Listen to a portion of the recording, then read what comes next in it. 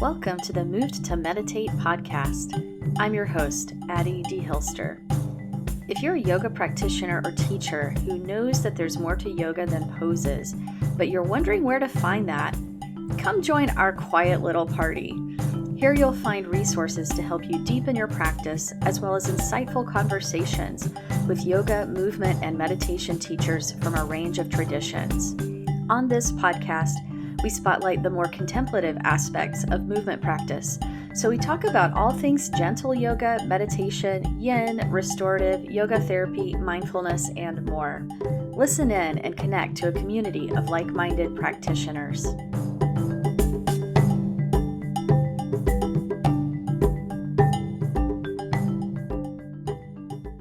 Okay, hi everyone. This is Addie, and it is a snowy day here in Washington State. There's a couple of neighbors outside like trying to build a snowman, which is pretty cute. I don't know if there's enough snow to actually do that, but I love the effort. So hope you are doing well as we are closing out these last few days of December 2021, or whenever you might be listening to this in the future, who knows. But today I wanted to introduce something new that I'm calling our monthly deeper dive.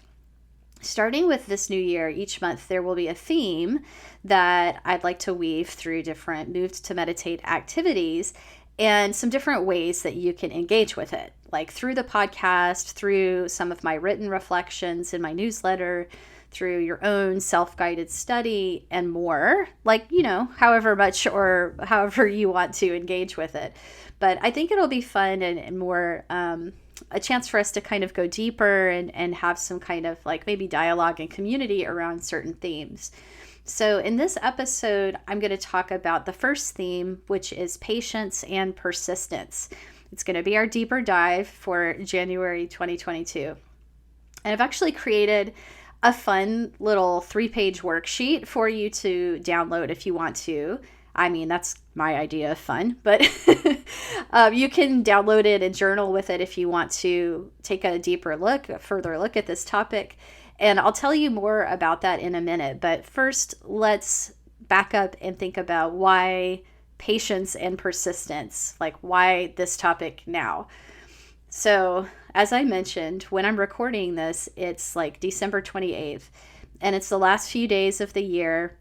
And around this time every year, a lot of us are looking back and looking ahead. It's like a natural thing to do, thinking about different goals. Some people make New Year's resolutions or intentions or pick a word of the year or whatever.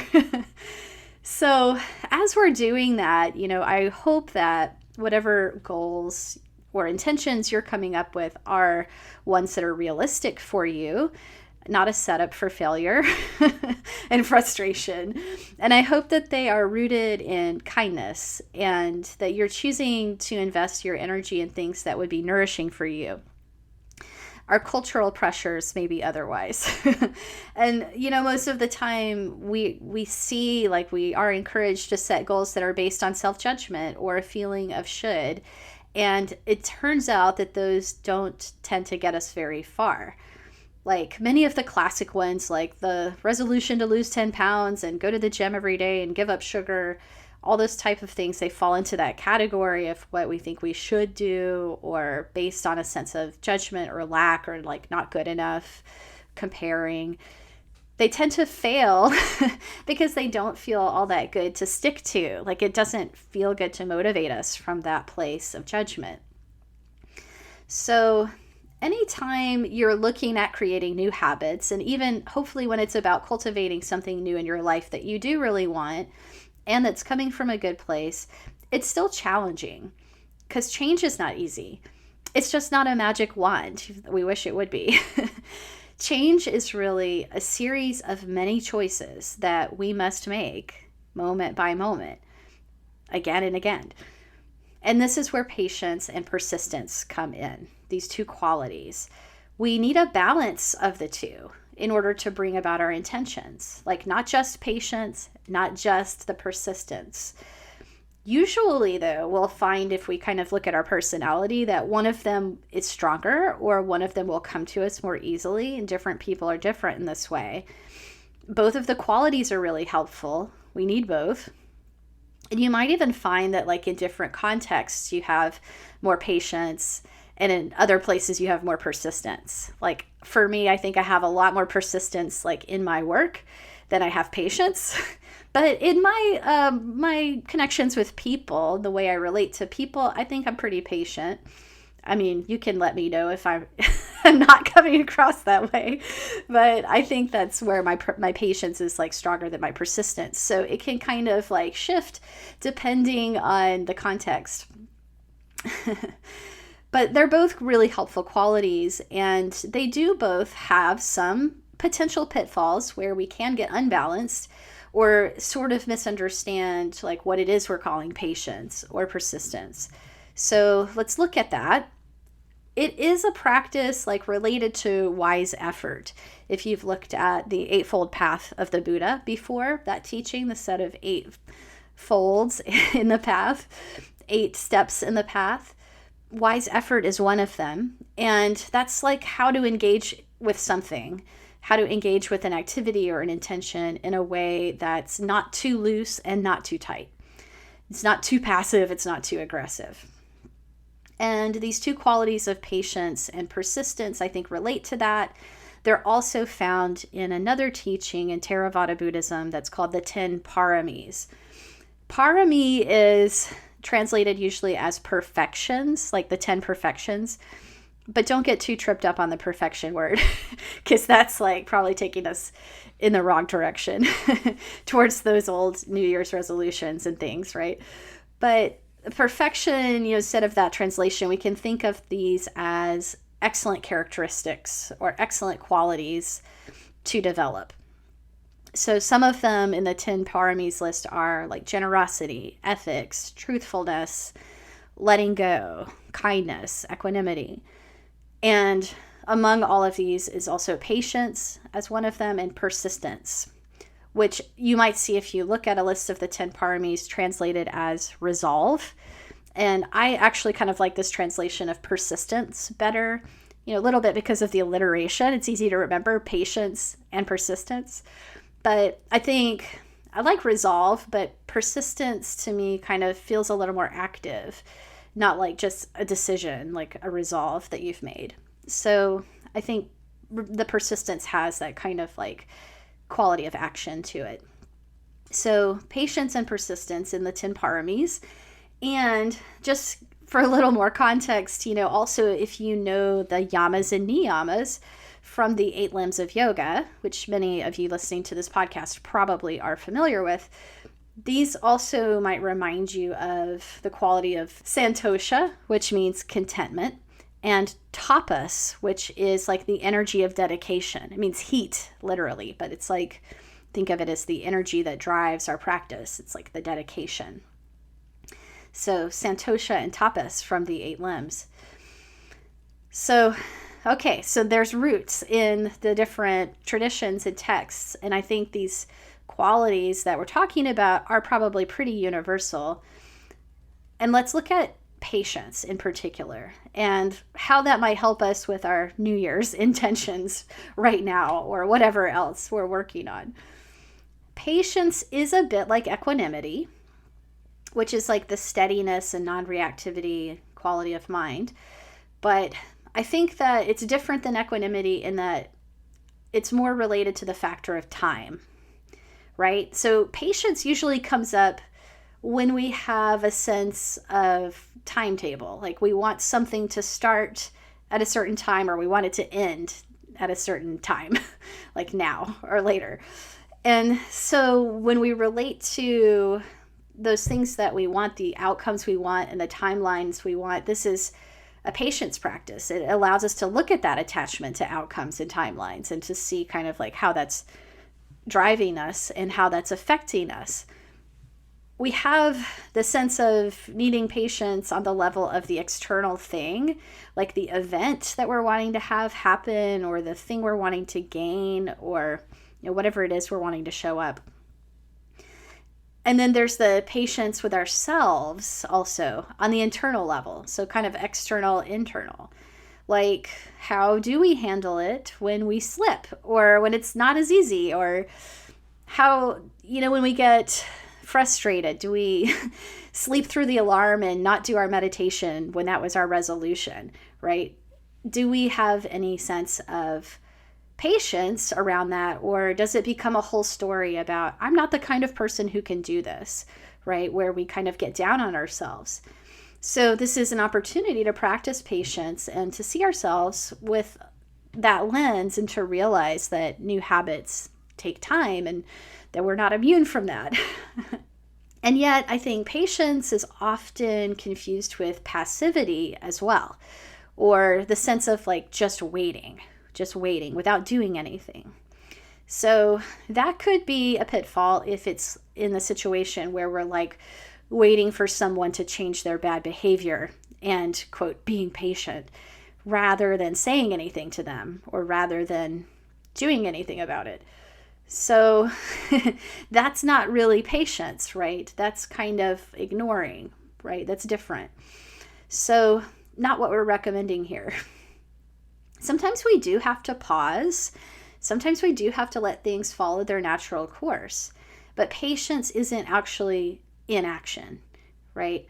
We do have to look at it situation by situation. This can get quite nuanced. Another expression of this practice might be like the patience to take things step by step, especially when we don't know the outcome for sure.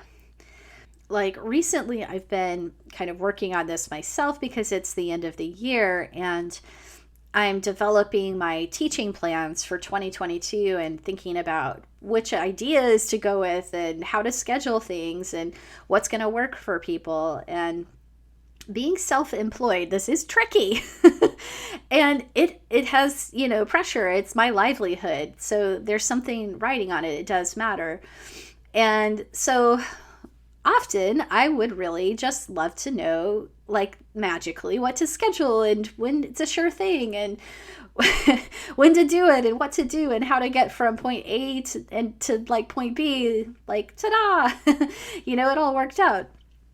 But it doesn't really work that way, as you know. It's much more of a process of building things step by step, taking the little actions one by one, doing many things that seem very small in the moment, but knowing that they add up over time. It's like that with anything I'm sure that you've accomplished over the course of time, right? Anything you've learned to do. Sometimes patience also could look like taking a step back and not acting yet while you gather more information or while you give something a chance to materialize. Sometimes we need to take an action, step back, wait, see what happens, and then take another action. And that's kind of the dance of patience. Sometimes it's like letting the ball be in someone else's court for a minute and letting go of control, which is hard for some of us, letting the ball be in someone else's court, right? Patience comes in there. Patience is also not stuckness. It's not apathy. It's not resignation, which is like giving up in advance. It can be confused with these things though. But none of those states, stuckness, resignation, apathy, none of those come from a clear view. True patience is like a kind of capacity to meet the reality that is in front of us right now in this moment. There's the time factor again, right? Come back to the present moment, meet reality, see that it's on its own timetable. Whatever it is that we are hoping or wishing, intending, it's on its own timetable. And we can also reflect, like, what is mine to do here? What is ours to do? And then act, if needed, from that clarity. Impatience, if that's the opposite of patience, often comes from not being able to sit with the discomfort of time.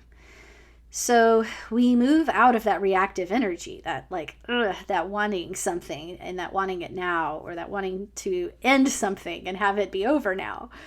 So we kind of try to speed past it or get it over with. That's the impatience.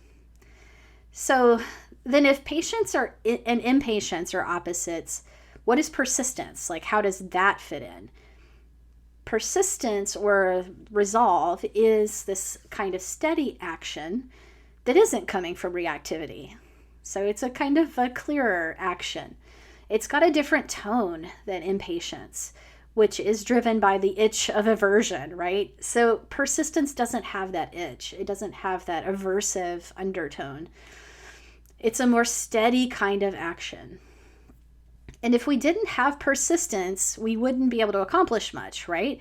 It's the ability we have to show up again and again. It's like our commitment, our ability to be consistent. We really need that. You know, how would you ever learn to play an instrument or do math or to bake or ride a bicycle or speak a new language or to do yoga or meditate? Like, you have to take repeated action. You have to keep coming back. And it helps if that action isn't too tainted by judgment, right? Or lack or obligation or these other like heavy, negative, prickly things that we sometimes try to motivate ourselves with. That's when persistence can turn into forcing, you know, when we lose sight of the patience and the care, and when we stop tracking how it feels and where we're coming from in our actions. This can happen easily when we're stuck on our expectations or someone else's expectations for us, and when the pressure feels high. I think this can cause a lot of conflicts at work, right? And in relationships. Like, have you ever had someone follow up and remind you about something too soon and just a few too many times? Like, did you do the dishes yet? Did you do them now? Did you do it now? That's the persistence, right? But that can come across as pushy when there isn't a balance of patience or some trust involved with another person. So you see how tricky this can all be. Like, these qualities are really valuable, patience and persistence, but without each other, things can go in the wrong direction, right? Things get imbalanced with either of them. So it becomes a huge opportunity for practicing mindfulness. We need to observe our motivations, see our reactivity as it's coming up, notice our attachments, notice our tendencies to either overdo or underdo, and develop this ability to see more clearly through all of that, clearly enough at least. Quieting ourselves through our practices, our movement and our meditation practices really helps.